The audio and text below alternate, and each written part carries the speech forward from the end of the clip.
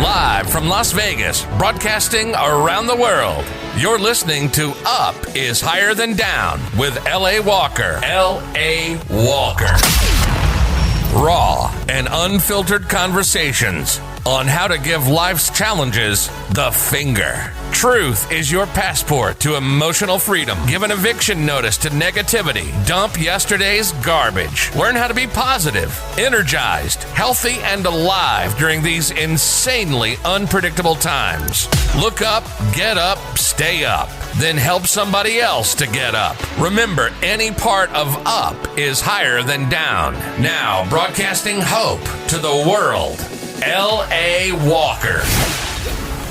Hi, I'm L.A., and I'm on my job, living, because living is the best job I've ever had, and I'm doing everything to stay on my job. It's not always easy, is it? Very often we're presented with challenges and obstacles that just seem to be overwhelming. And I've heard a lot of people say the outcome is in your hands. No, it's not always. How we feel about it and how we allow situations to affect us. Now that's within our power. Power, let me see. How do we gain power over circumstances when we have absolutely no knowledge? We don't. And that's why we have this podcast series, Dementia, the Land of I Don't Know, that we might be able to exchange information so that we know, because what? Knowledge is power. And today I have a very powerful woman, a friend, a mental health advocate, the executive director of the Black Student Union, known as BSU, and the founder and chair of the Clark County Black Caucus. We're going to have a conversation about our youth and how they are affected by a loved one having dementia and becoming a caregiver for that loved one. We'll be back right after this. Illumina on Raiders Way is your resort home. It comes equipped with the latest in-home technology, workspaces, and activities that promote health and wellness. With Lexi's Bistro providing indoor and outdoor dining, entertainment, craft, cocktails, and gaming, resident lifestyle care has never been better. Comfort and enjoyment every day at Illumina on Raiders Way. Call for a tour today at 702-825-7253. Book a tour at 702-825-7253. Be sure to say you heard of Illumina on Raiders Way from me, L.A. Illumina on Raiders Way, another Schulman residential resort property with resident lifestyle provided by Axum Hospitality.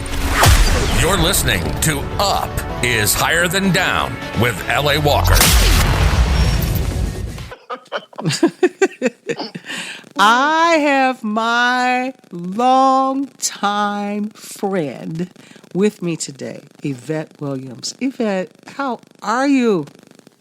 Oh, I'm doing great. I know the universe is moving in a positive way, and I'm just happy to be a part. I have been following you on Facebook, and I'm enjoying what I'm seeing. It's like you found the fountain of youth. You seem like you have found peace and calmness, and yes. I'm enjoying knowing that that's happening for you. Yes, you're absolutely right.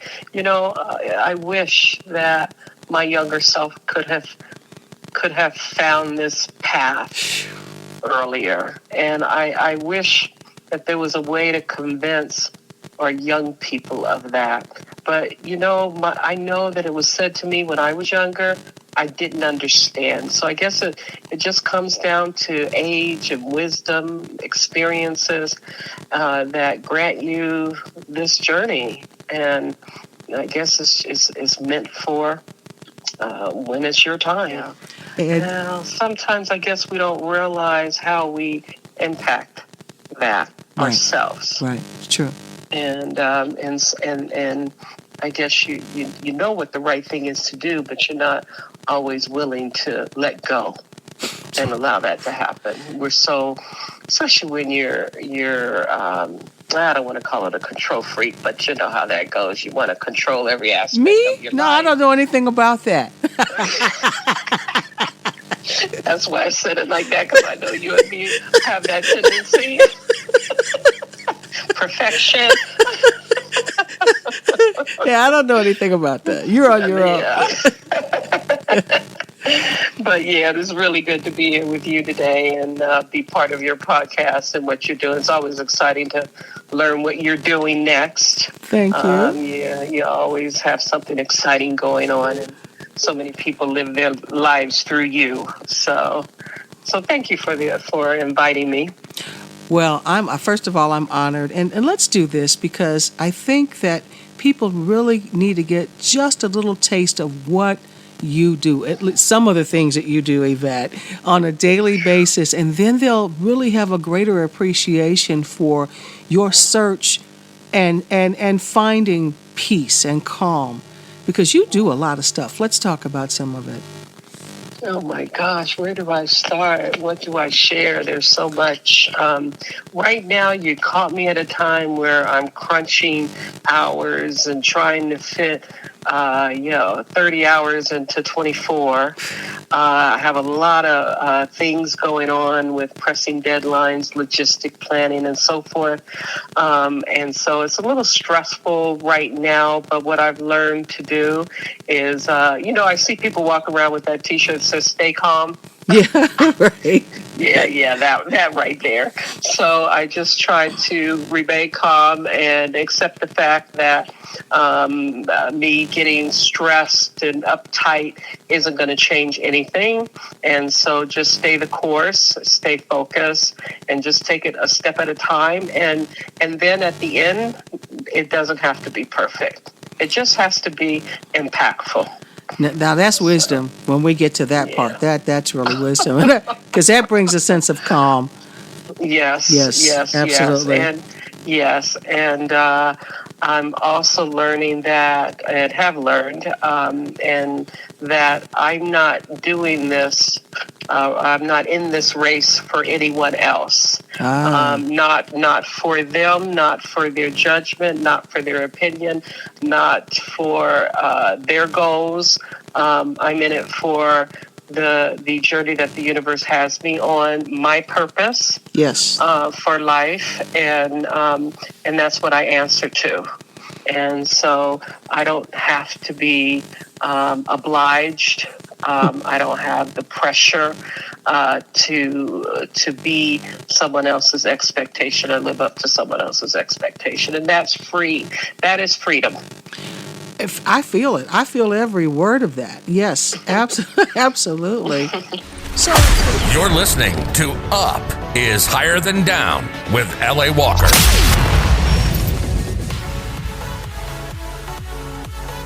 My mother started having some issues with memory loss, and so I knew that this was coming. She had a heart attack and passed away before it became too serious. But my mother-in-law lived with Alzheimer's for many, many years and passed away in her 90s with it. She hung in there for many, many years, but it was sad. Because watching her not recognize us, my husband, and having to, what's the word I want to use? Someone who was so strong their entire life. Yes. And now was dependent on so many. And she fought it. She didn't just fight it. She didn't just fight it mentally. She physically fought what it was doing to her. Oh, wow. And how that translated was people where she was at, and I don't want to say the name where she was at, but it was an excellent facility. In fact, she was the very first patient when they first opened it up. After they built it and opened it, we had put a reservation in because we knew we needed to do that. Yes. And so she... how it translated to them was she was very angry and would fight them. They want her to take a shower. She would fight. She didn't want a shower. Whatever care they wanted to give, she would fight it tooth and nail. And it wasn't that she was just a mean, nasty person. she just was trying to keep her freedom and her choices. She wanted to be able to choose for herself what she did. And so, now that I'm older and wiser, now I understand that a little better, and can understand other people and friends and family who are going through that journey themselves, and being able to give them some wisdom that we learned in caring for her for over a decade with that disease. It takes us exchanging information because the textbooks do not provide the real deal of what that's really like. It's a process. Exactly. And I'm doing what I do because I went into it blind. And I would not want to see another human being into that arena with no knowledge. Yeah. And even from a legal standpoint, I try to advise people early on, look, if you're elderly parent, is that what's happening? Listen, well, you might want to go ahead and get your legal paperwork together, now, because, trying to do that through the court is just a hassle and expensive. Right. And then a lot of families can't afford to get that done legally, Right. But I will say that going full circle, getting involved in the caucus into education justice took me down another path where I've advocated for youth for many years in education. Mental health has always been something that has always been important to me, my own mental health, but even in my family, we've had some suffering there. But what has happened with COVID is it really rose to a level where I had to get more involved in the mental health aspect. And so as a result of that, I believe that the work that I do now in the mental health arena, I actually serve as advisor for two of our largest in-school service providers in the nation. Oh, wow. And so I, through my consulting company, I actually serve as an advisor for them.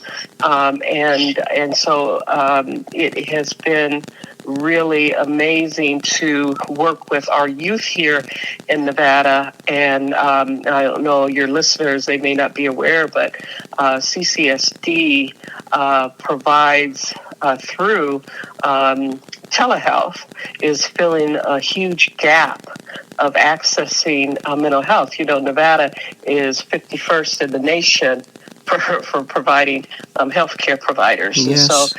And so we're really in need of that. And so through telehealth, one of the companies is Hazel Health. They actually provide access to healthcare or have professionals through telehealth. And so all students in Clark County School District have that access, and they can talk with a therapist instead of having to wait months on end to get to someone. They can see someone within 2 weeks they're in. If it's suicide indications, then of course they would get in earlier. But it's been a wonderful provider. They've served tens of thousands of students. And one of the things that I've learned in talking with our students and what they're dealing with as it relates to their mental health, they're not having to just deal with mental health, but they're also having to deal with, many of them have aging grandparents caring for them. An added layer of mental health or wellness that they have to navigate. Yes, because parents, a lot of our community in particular, can't afford to have someone come in and assist with the care of grandma, granddad, or even mom, dad, because of the dementia piece. And I know what I went through providing care, and I thought I was reasonably a well-adjusted individual, but I cannot imagine what that looks like through the eyes of a teenager who wants to go outside and be with friends, play basketball, go to a dance, and then watching the decline of someone they look up to. And And no one in all of the conversations and the visitations and all the programs and things that I've attended, I do not hear anyone talking about what is happening with our youth. It's like they're invisible, like they just, go sit over there, go do this, and that's that. That's not uncommon. You're listening to Up is Higher Than Down with L.A. Walker.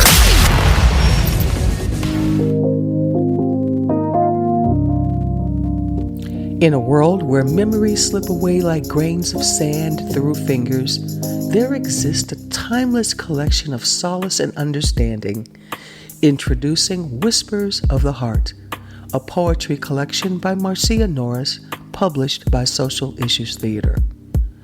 Within these pages lies a sanctuary of words, crafted to honor the journeys of those touched by dementia and the steadfast caregivers who walk alongside them. Whispers of the Heart speaks directly to the hearts of wives, husbands, siblings, friends, and the youth whose emotions often go unheard. Each poem is a gentle embrace, offering comfort and validation to those who have felt the weight of uncertainty and loss. These verses are not just words on a page. They are beacons of empathy, guiding readers through the shadows of confusion and grief. Whispers of the Heart is more than just a book. It's a testament to the enduring power of love and connection. It's a gift that can be personalized, shared, and cherished, honoring the lives of those we hold dear. Join us in embracing the beauty of remembrance and resilience. Whispers of the Heart is available now, a beacon of light in the darkness, reminding us all that love transcends memory. This song is for you. It's a song that death will never undo. Never, never, never, never, never. You can purchase your copy of Whispers of the Heart at thesit.org. That's thesit.org. You're listening to Up is Higher Than Down with L.A. Walker. How often do our students sit at a table of decision makers? Never. There was an event that a friend just had. I'm not going to say the name, but the theme was about future. And I thought, well, how come we don't have anything relating to our students in that conversation? Exactly. And so I in doing this work with our youth, because what happened, how we got into that work was the Clark County Black Caucus sponsored the BSU. And we had 5 Black student unions, that's BSU, in Clark County School District when we first started. They weren't getting very much support. They really were reaching out for help. So we decided that we would take that charge on and begin to advocate for them, the advisors, as well as the students. And that we're going to be celebrating our 10th anniversary next year. Wow. And yes, and so we have grown. Now we're in 44 schools. We're actually in middle school and high school. And I'm really excited because both CSN and the Nevada State University have agreed to come into our network. So we'll be able to work with our students, coordinated activities and efforts to working together from 6th grade all the way through college. That is amazing. Yes, we have over 1,200 students in our network right now, and it's growing. And so we do a full year of programming, all kind of exciting things we do. But in doing that work, we've learned so much. And so we try to make sure that our students get a platform that they're able to talk and share their perspective. Yes. Our kids, last legislative session, we took up, every legislative session we take up delegates up to representing their schools, going up to the legislature. They actually participate in the process. And we had several of the students, we don't demand anything, but we make it available for them to participate. And so we had several of our students testify at the Legislative Education Committee meeting about their mental health. They wanted to talk about mental health. They talked about the need to sustain in-school services for mental health, that they really needed Absolutely. it. And one of the things we found 3 years ago, we launched our mental health initiative. We call it our mental wellness initiative. And we actually, our students said that's the number one thing they need in school is one, mental health. Two is feeling safe at school. And that's not just someone coming off campus, on the campus. Right. That's the environment and culture and climate that they have in school where Absolutely. they feel safe. Absolutely. And then thirdly, is they wanted opportunities to higher learning opportunities and have access to a quality education also. So those are the things that our kids are telling us, and that hasn't changed in the last 3 years. And so mental health still stays at the forefront. So we started a program. We created a pilot program in partnership with Hazel Health called the Ambassador Program. So our students, some of our students who choose to actually act as ambassadors on their campus, helping their peers access mental health, going with them to the office to learn how they can access it, or to give them the QR code on their phone, share it with them so that they could take the permission form home, and their parents could go to the QR code and go right to the form. And that gives them an opportunity to get the mental health care that they need. When they see that there's another family member that needs to be part of that therapy, then they're invited to participate. So some of these things do impact. And I was going to mention that not only are kids, like you mentioned, they want to go hang with their friends, or they're not able to participate because of an aging parent or grandparent with Alzheimer's, but the psychological impact to them. Gosh. How does that feel that this is your hero, right, and your grandfather, your grandmother, your aunt, your uncle, and you've always looked up to, or even a parent, because Alzheimer's has, there's folks early onset, 50 years old, absolutely, early onset. Yes, and yes. And so now all of a sudden you're dealing with someone who you've had this intimate, strong bond with, and now all it's of a a sudden lot. they don't know who you are. How do you navigate through that? Yes, How do you figure that out? You're still trying to figure out yourself. You don't understand some of this. Thank you so much. And we're not taking time to make sure they do understand. And they are tomorrow. They are our today, yes, and tomorrow. Yes. That's not good. And ask a simple question. Are you okay? Exactly. That's an African proverb, right? Right. When you greet someone, you didn't say hello like we do here. You ask, how are the children? Lovely. That's how you greet each other. How are the children? And we are asking, how are we the are children? Not. We're like they're not there.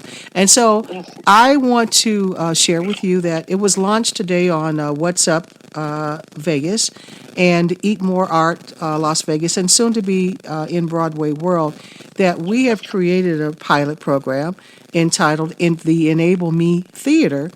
And what that is, it's for caregivers, by caregivers, for the sole purpose of helping caregivers navigate this journey, but not by telling them what to do, asking them where they are, what they feel that they need, what are some of the triggers for them on a day-to-day basis, and allowing them to go through music and art therapy, but also to create a script of their own so that they can act it out and do role reversal, with the person that's affected by dementia, changing roles so they can see each other better and provide better care for themselves, because self-care is huge. It's reported over 30% of dementia caregivers die in the process of providing care. That's an extremely large number. And so in the process of creating this program, my co-writer and co-now of Social Issues Theater, Marcia Norris, has worked extensively with young people. She's been in the police department, the correctional institution. She's also housed young teenage girls, to help them get their lives on track. And so I want to have a meeting with you and she with regard to implementing some kind of program for our youth, because that would be fabulous. Let's make that happen, because one of the things we did at our last summit last year, which was in March, we No, it's not March. I'm sorry. It was in October. The students really want to have more control over their care. They want to, self-care. They want Sure. to monitor. They want to know, how can I empower myself to be better and to feel better? And so what we decided, we were going to ask Clark County School District through the Equity and Diversity Department. They actually do these, what we call restorative circles. And that's where you kind of self-assess, self-regulate, self-adjust to your own healthy and well-being and mental wellness. But then also, what are some strategies you could use to de-escalate situations? Absolutely. And all of that. And so we asked the Equity and Diversity, Dr. Scavella heads that department up, if he would do these breakouts and teach our kids. I asked the kids at the conference a year ago, how many of you would like to learn how to do this? And about a third of the kids' hands went up. I was shocked at the number of the kids that wanted to learn these techniques and empower themselves. That's wonderful. And each other. So we did 6 breakouts. We got through about 120 kids in that session. And so this year is one of what we want to do at our next one, because that was the last one we did. The next one, we actually want to build on that. But we're really excited. There's some things that we have in the works that I can't reveal right now. But if these things come to pass and happen that we're working on, and we believe, God willing, that will happen, we're gonna be able to participate. And I'd love to come back and share with you and your listeners Absolutely. this phenomenal ecosystem that we're creating. And African American kids, I shouldn't say African American because I want to say Black kids, because African American is an ethnicity, and Correct. not all of our kids who are Black are African American. Thank Many you. come from the nation of Africa. Many are from the West Indies or any Thank other you. place. But we also have Black Latinos who come from Mexico or from Central America or wherever. And so they don't have the same experience that our kids who are African American. And so I want to be mindful of that, and respectful of that. But about 90% of our Black student union are Black. Most of them are African American. But we also have kids, and the thing I love about it is that multicultural. We have kids of all races and ethnicity who have joined a large LGBTQ community that Nice. are part. And the nice thing about it is, like, we're a little family, and everybody's just loving on each other and encouraging each other and supporting each other. And it's just a beautiful thing to see. And I'm so happy to be part of it. I've learned so much from our young people. They're brilliant, and we have so much to learn from them, and they have so much to offer us. Yes. And so I hope that folks will take a moment and sit down and have some real conversations with their young people in their own family, in their own communities, in the places that they are, and engage them. They just want to be heard. They want to be seen too. I thank you so much for spending your time with me, and I look forward to a follow-up interview with you, and establishing a meeting with you. And I just want to say this one thing about friendship: you do not have to talk to someone every day, but whenever you talk to them, it's just like you never stopped. And so that has been our experience through the years. Yes. And I'm so grateful for it. Grateful for it. Yes. Grateful for your friendship. Thank you. Your support over the years, your faith in me, and most of all, your love and acceptance. Oh, wow. So you keep up the work that you do. I may not talk to you as often as I would like, but know that I'm watching you. Thank you. And you are always in my heart and in my thoughts. That means everything. Have a good week ahead. All right. You too. Thanks. All right. Bye. And until next time, keep striving, keep shining, and always remember that up is higher than down. You can do it. Listen to Up is Higher Than Down with L.A. Walker every day. To follow up, make comments, discuss today's podcast, or find out how you can become a guest and share your victory over a negative life event, follow L.A. Walker. Up is Higher Than Down on Facebook. Look up, get up, stay up. Remember, any part of up is higher than down.